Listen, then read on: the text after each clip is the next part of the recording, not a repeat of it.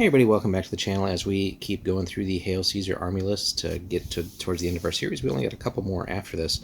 But today we're going to take a look at the Lombard League, which was roughly from the mid-12th through 13th centuries, 1176 to 1250 specifically, and basically a league of Italian city-states and everything to try and oppose Frederick Barbarossa. So let's jump into the list here. It's an interesting one as well as we get into this period where we're moving slowly through the Middle Ages and into approaching the Renaissance gradually.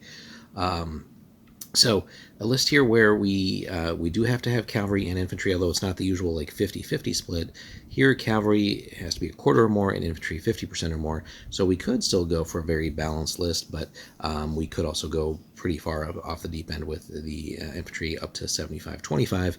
And then interestingly here, spearmen have to be most of the infantry, 50% or more of one type or another. The typical divisions here, the 4 units per. Carrocosio guard can only be included if the Carrocosio is also present in the same division. And then skirmishers here are per division are only 25%. We've seen that as high as 50. So let's jump in. It's not a lengthy list, but it has a lot of good stuff in here. So we have the commune heavy infantry with spears, which is one of our main requirements basically. So we get our bog standard heavy infantry profile, and there's nothing wrong with that. Half the guys can actually be drilled though for 3 extra points, and that's well worth it, right? So we got a very strong base unit for our infantry. We do also have the commune medium infantry with spears. Now these guys are obviously cheaper because they're medium, but we can also go with the militia option if we want that really dirt cheap at 20 points a pop, and that's not bad at all. Then we have the contado medium infantry with spears, yet another flavor here. These guys just come at 20, and these guys are levy by default. So several options there, but I think the bread and butter, of course, is really going to be getting into that heavy infantry and getting as much of that as possible, although we could see some of the cheaper guys just to plug up some space on the field too. We do get the Carrocosio heavy guard, infantry, or guard heavy infantry rather, with spears, so our basically super unit here. It's just the one unit, and we might as well take it because for 35 points we're getting a lot.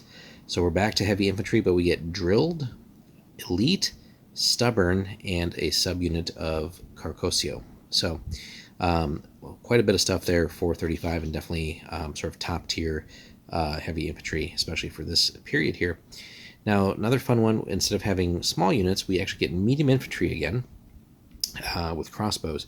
So plenty of ranged firepower for us here, coming in at 24 points base.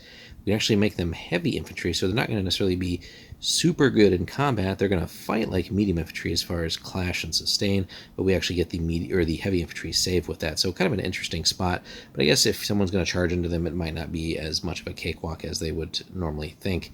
So pretty interesting option there to give us very durable missile troops. Don't say that a lot. We can also make them drilled, although now we're getting to 30 points apiece per missile unit. Only half can be that, but worth considering, certainly, if we need to get them into position.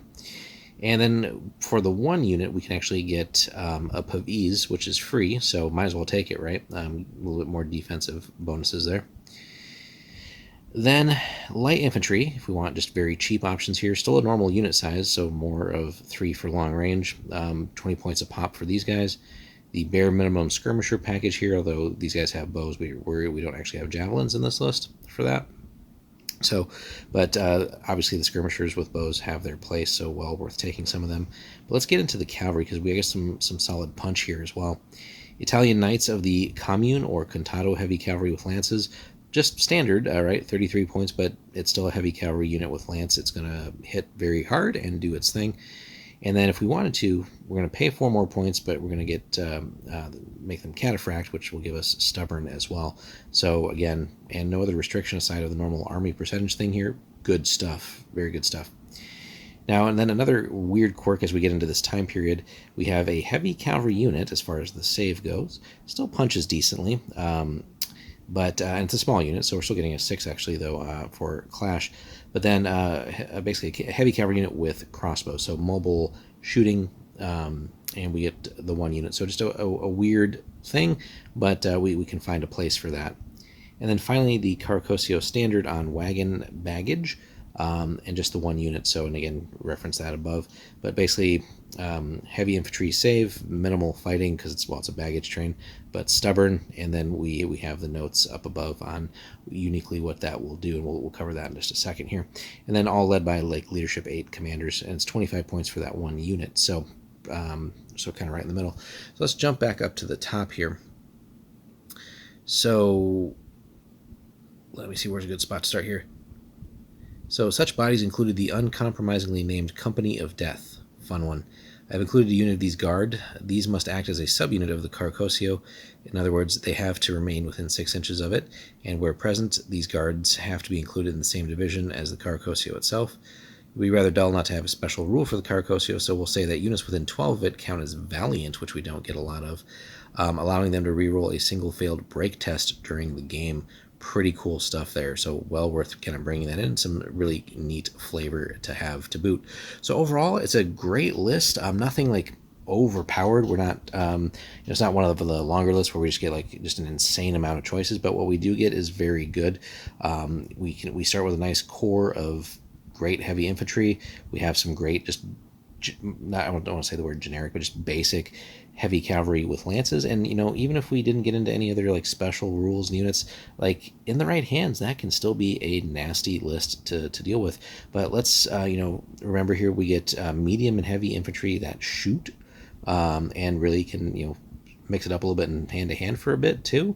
It's not going to be an easy pushover like most missile troops where they're just light and have like no saves or minimal saves. So they can actually stand up a little bit, and then that cavalry can do its work as well. And then we got some interesting flavor units too, but lots of neat units. And we get that special guard unit with its standard in the wagon and those special rules there. But really neat stuff.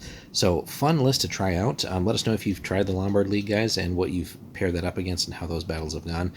Thanks so much for supporting. Be sure to check out the link in the description.